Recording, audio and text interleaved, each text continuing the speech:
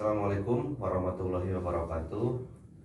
Alhamdulillah, ibu-ibu, kita bisa bertemu lagi seperti biasa dalam rangka pelaksanaan P2K2.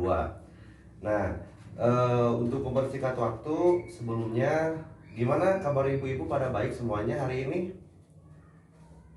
Alhamdulillah, syukurlah kalau kita hari ini semuanya sehat, diberikan kebaikan oleh Allah Subhanahu wa taala. Nah, ibu-ibu, di kesempatan ini kita akan membahas mengenai modul 3, yaitu tentang kesehatan dan gizi. Tepatnya yang akan diperdalam itu yaitu di sesi satunya tentang pentingnya gizi dan layanan ibu hamil. Nah, selanjutnya langkah yang akan diperdalam lagi di sini yaitu mengenai pentingnya 1000 hari pertama kehidupan. Nah, ibu-ibu paham nggak tentang pentingnya 1000 hari pertama kehidupan ini? Nah, nanti akan saya sampaikan, akan saya jelaskan supaya kita semua paham ya. Nah, ibu-ibu sekalian, bahwa anak tinggi, sehat, dan cerdas harus dimulai sejak dalam kandungan. Untuk menunjukkan bagaimana ibu bisa memiliki kehamilan yang sehat, nah kita akan nonton film ya Bu ya. Nah, ibu-ibu sayang sekali berhubung ada kendala teknis, laptopnya tidak bisa memutar film tersebut. Dengan sangat berat hati, dengan menyesal, jadi tidak bisa ditonton Bu filmnya. Tapi meskipun kita tidak nonton film Bu ya, saya akan jelaskan pada intinya, yaitu di sini adalah yang akan pertama dibahas yaitu mengenai dampak kekurangan gizi. Nah, ibu-ibu di sini bisa dilihat ya di flipchart 1.1, bisa diperhatikan di sini ada keluarga, ada bayi, kemudian anak, remaja, dan dewasa. Nah, di sini pertama di keluarga, ibu hamil yang tidak sehat melahirkan bayi dengan berat badan yang rendah. Jadi kalau kekurangan gizi, bayi yang dilahirkan oleh ibu hamil tersebut berpotensi mengurangi kekurangan berat badan.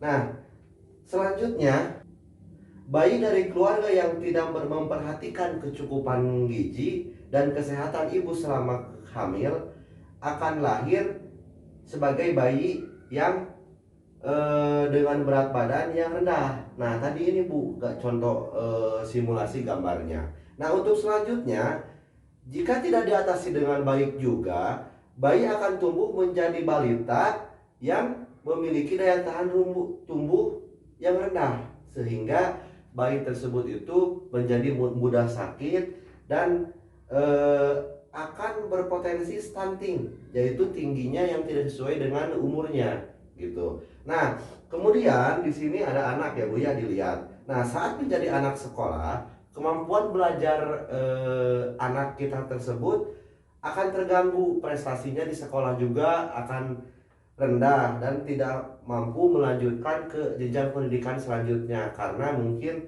IQ-nya kurang. Selanjutnya, setelah anak tersebut menjadi dewasa, tidak mampu mencari pekerjaan yang layak sehingga penghasilannya yang juga rendah gitu. Intinya tadi kan udah jelas, misalkan waktu bayinya sering sakit-sakitan, apalagi terjadi stunting, kemudian waktu sekolahnya kurang berprestasi karena IQ-nya kurang, ya otomatis berdampak juga saat anak tersebut menjadi dewasa, maka anak tersebut akan sulit mendapatkan pekerjaan karena pendidikannya yang rendah. Gimana Bu, ada pertanyaan dulu gak? Tidak ada ya?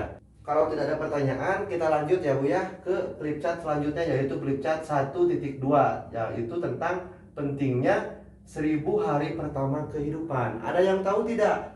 Silahkan. Apa itu 1000 hari pertama kehidupan?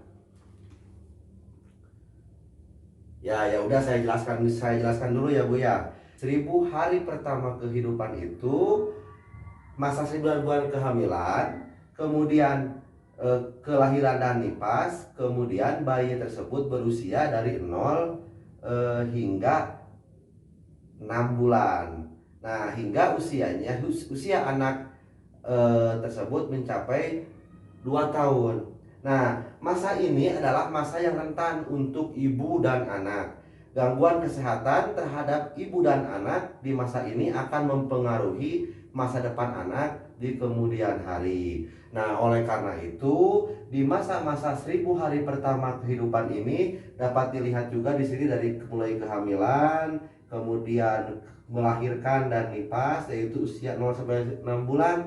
Selanjutnya menjadi usia bayi 6 sampai 12 bulan dan menjadi usia anak 12 sampai 24 bulan. Jadi ini masa-masa yang sangat penting dan sangat mempengaruhi masa depan anak di kemudian harinya. Nah, ini bisa dilihat juga di sini Bu ada gambar yaitu tentang pertumbuhan anak sesuai umur. Jadi gambarnya berbeda-beda juga di sini. Ada yang tertawa, ada yang cemberut dan lain sebagainya. Nah, di sini ini contohnya anak yang normal yang tertawa. Nah, ini kemudian dan gemuk juga lah gitu normal badannya sesuai pertumbuhannya. Ini ada anak yang wasting atau kurus karena mungkin bisa disebut kurang gizi juga. Ini ada juga anak yang stunting, tingginya tidak sesuai dengan umur, harusnya sudah mencapai tingginya misalkan 1 meter di umur tersebut, tetapi itu masih tingginya 80 cm atau masih 70 cm. Ya, intinya tidak sesuai dengan umurnya. Selanjutnya ini juga ada anak yang kurang gizi yang atau gizi kurang. Jadi kalau gizi kurang itu yaitu beratnya tidak sesuai dengan umur gitu. Jadi harusnya beratnya misalkan udah 20 kilo tetapi anak tersebut masih 12 kilo. Nah, jadi dengan gambar-gambar ini bisa membantu ibu-ibu semua untuk memahami tadi pertama dari dampak kekurangan gizi dan selanjutnya ada pentingnya 1.000 hari pertama kehidupan. Sebelum saya akhiri, ada pertanyaan terakhir? Tidak ada juga, tidak apa-apa. Yang penting apa yang dapat saya sampaikan tadi itu bisa menjadi ilmu atau pengetahuan yang sangat berharga bagi kita semua. Mungkin seperti itu Bu yang bisa saya sampaikan. Kita akhiri saja sampai di sini pertemuan ini. Kita tutup. Wabillahi taufiq wal hidayah. Wassalamualaikum warahmatullahi wabarakatuh.